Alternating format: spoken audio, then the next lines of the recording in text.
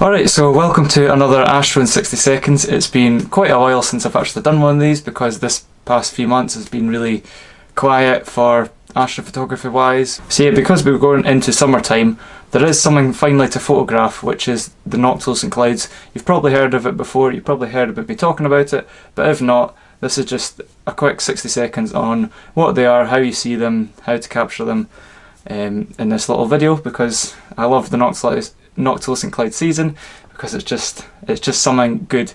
It's just astrophotography in nice, mild, warm weather. It's awesome. So I'll dive straight into all the things you need to know about the Noctilucent clouds. And I'll try and keep this under 60 seconds, which is very, very hard. I've realised that over the past few episodes that I've done of this, it's very hard to put everything into 60 seconds, but I'll do my best because everyone just likes kind of short content, straight to the point, no fat around the sides, so hopefully I keep it under 60 seconds. Right, let's dive in. So I'll pop the timer up on the screen somewhere. So what are Noctilucent clouds? Noctilucent clouds are pretty much space clouds that kind of form over the North Pole, and we're able to see them due to the angle of the sun. Because it's below our horizon, it illuminates these rare ice crystals pretty much above the North Pole, and they're formed from like dust and meteor dust and stuff like that from really, really high up in the atmosphere, like where the northern lights are, pretty much like near touch in space. So it's clouds that happen pretty much in space. That's why it's a good astrophotography target. So the season is about from late May to early August, but June, July is definitely the peak.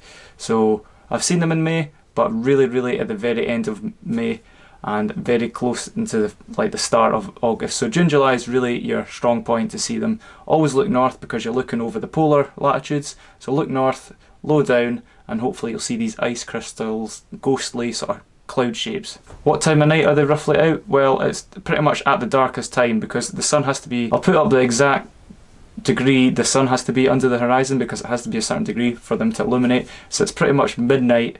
It's like 12 to like 3 AM. Pretty much when you can see like the bright stars in the sky, the only few stars you see in the summer, that's really when it has to be pretty much the darkest point of the night sky for the Noctilucent clouds to glow. So low down on the north of the horizon, between 11, 12 AM to about 3 AM is your best sort of time. How to photograph them? They're pretty easy because it's kind of light at night, so you only need a couple of seconds exposures, maybe ISO 800. Because it's quite bright and they're bright, you don't need expensive cameras, low light cameras, so it doesn't really matter what f number, as long as you've got a shutter speed, say 10 seconds or something, and ISO between, I don't know, 600 to 1000. You really don't need to go bright. It's good to capture time lapses of them because they move and they wave throughout the night sky. I'll pop loads of pictures and time lapses up throughout this video so you can see, but yeah, you really don't need, you could probably capture them on the phone. Actually, I've got a video somewhere, I think it's on my Instagram, but I'll pop it in this video of the Noctilucent clouds through my phone. I was just through a normal iPhone, just videoing them. So they're really bright, so you don't need expensive equipment.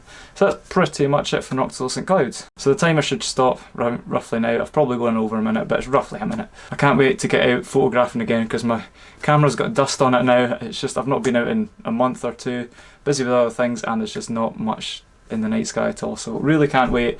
Hopefully get some really good pictures this year as I'll travel around more rather than just my local area. So yeah, hopefully it's a good season for Noctilucent clouds. Sometimes it's a really good season, sometimes it's a quiet season, but the past few years it's been like really, really good season for them.